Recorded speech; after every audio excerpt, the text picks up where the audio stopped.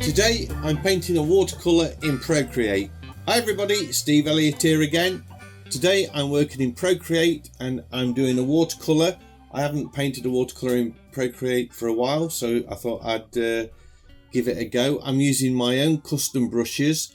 These aren't the ones that are on my website that are free download. This is a much more comprehensive set that I've made, and I will be making them available at some point, but I'm still tweaking them because I'm not 100% happy with them just yet.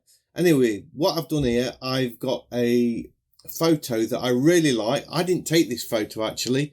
This is my daughter and she's camping and her partner took this picture and I liked it a lot. So I says, do you mind if I paint this? Okay, so go ahead with it. And I began by sketching it out.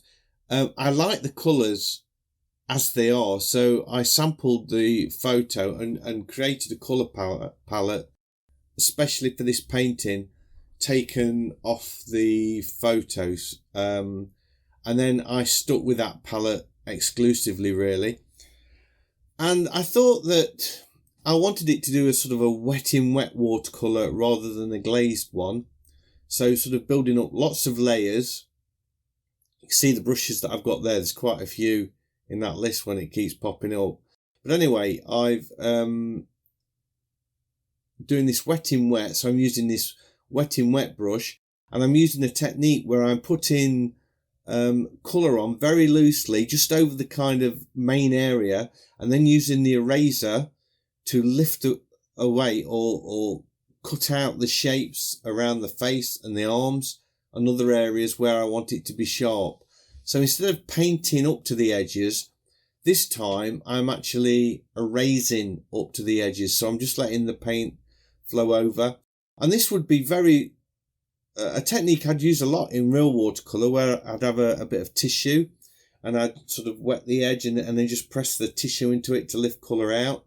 And the other nice thing about it is you don't have to lift it all out. So every now and again, you can let, say, the blue cast a shadow onto the arm. So you've got that sort of reflected light in the shadows that would be reflected off the objects close to it. So it's a really nice technique.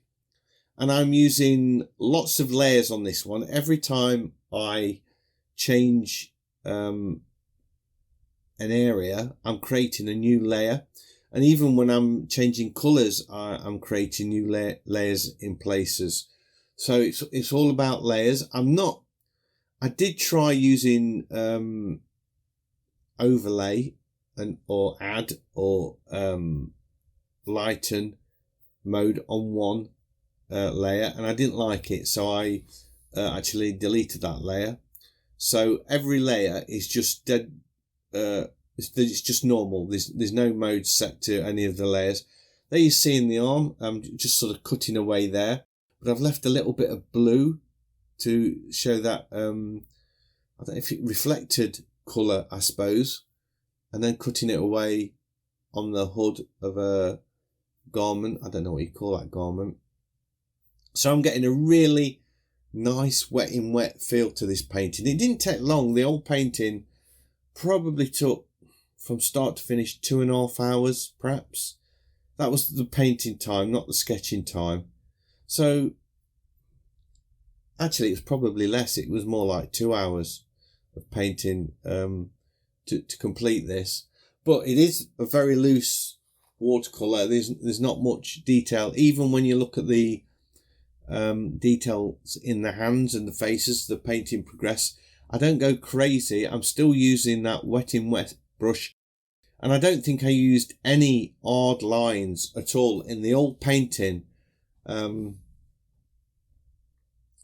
It's just about the colour, really, and the softness of it and the reflections of the colour. Talk about composition, it's a bit unusual because it's quite symmetrical, really. I know we've got the baby on the left hand side, which I do decide to put in a bit later on.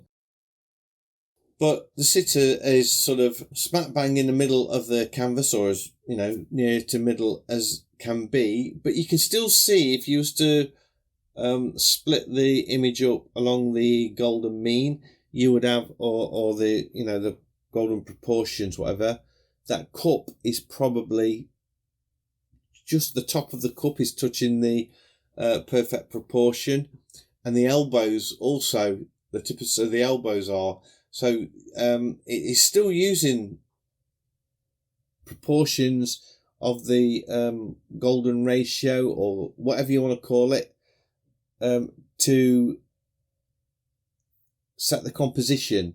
So, but it is a bit unusual that it's very symmetrical, and the main focus, or the main, well, yeah, the main focus of the painting is smack bang in the middle of the painting, but it still follows rules. You can find those rules if you look closely enough.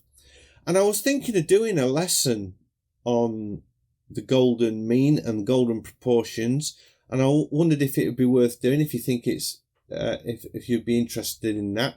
There would be a painting to it, but it is a kind of a theory lesson that you can apply to anything. Obviously, you just won't be digital painting. You could apply that to anything, and I just wondered if you think that would be something that you would be interested in looking at. Just put in the comments, let me know if you think that would be worth me spending time on. I've already, and to go with it, there would be, I'd put some free templates to download with grids of the golden mean and proportions and stuff that you could overlay in your paintings. I'd probably use one of those in the painting to show you how you can find the best place to put your subjects of interest and sort of secondary elements and things.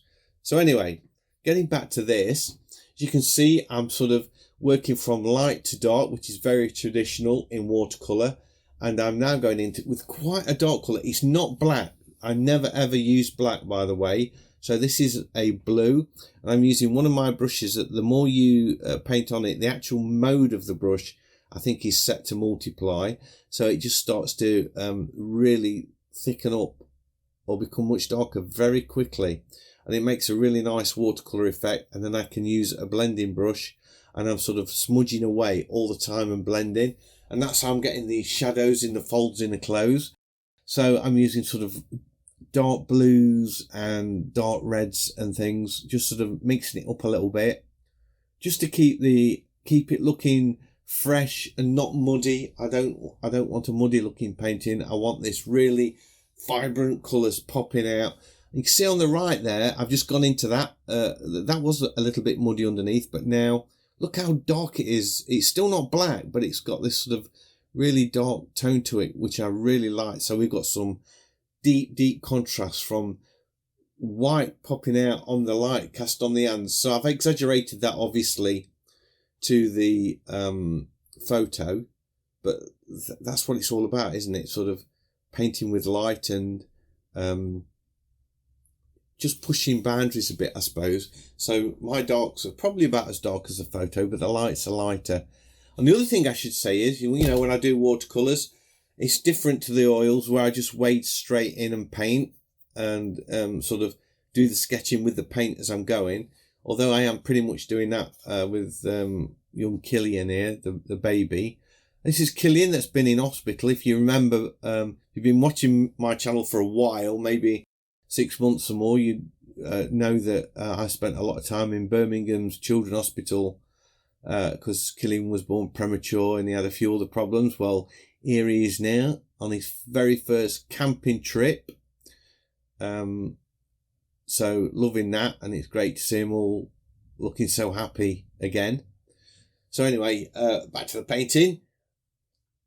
What was it? Well, I forgot what I was talking about now. I got sort of carried away talking about Killy. Oh yeah, pencil work. I do sketch, always sketch with a pencil when I'm doing watercolour, unless it's something really, really loose. And I leave the pencil lines in. So I put the pencil layer to the bottom, or I have done on this one, and then I do the painting over it. So some of the lines get obscured and lost, and others stay. Like I've written the Happy Camper on there in pencil, and I've left that because there's no way I'm going to be able to paint that with watercolour, and it would look crude and not. I don't think it would look very, very good. So I've just used the pencil for that, and yeah, I always leave the pencil lines on. I think it works even when I'm doing traditional watercolours. If you see any of my traditional watercolours, they've all got the pencil lines on there as well. So here we're going in. I left the face tool last. Usually I do the face first when I'm painting in oils, and because I think I wanted to I don't know, I just want to make sure I get it right. But with this one, I was so confident that, I mean, it's so simple, and I've got the initial washes on. I didn't feel the need to that, and I was just happy to sort of wade straight in with all the colour. And I came back and I saved this till last, actually, which is, I say, unusual, I suppose. In any painting, even watercolours, I usually sort of get into trying to get the lightness right, so because I don't want to work on the rest of the painting and scrap it. But this time I felt that I would, you know, it's not going to be a problem. I'm going to get it okay because it's sort of so simple. And look how close. I'm just sort of, it's still wet and very fuzzy. There's no detail in there. I didn't want any. And I'm really happy how this has worked out. I'm just using one of the brushes for sort of giving it a, I suppose it's a wet in wet, but it's a little bit more hard edged on it, which I thought gave a nice look to it. I forgot to put the texture, the watercolour paper, Arches paper that I use, that I scanned in on this at the beginning. So I do get to it, because this is sort of, I lied about the face being the last thing. It was actually the cut, wasn't it, that I painted last. And that was just to give it a bit of dimension. And here we go. At this point, I do import that texture image. So I've got a folder called textures with brush shapes and things in there. And I use the Arches 36 by 24 inch black and white one. This is the second version I've made. So again, this is a tweaked version to the freebie one I've got. And I just enlarge that so that the size of the texture is about life size. I'll change the mode to multiply, and that is pretty much it. That is the end of my watercolour painting in wet. You can see that texture there. Very happy with that.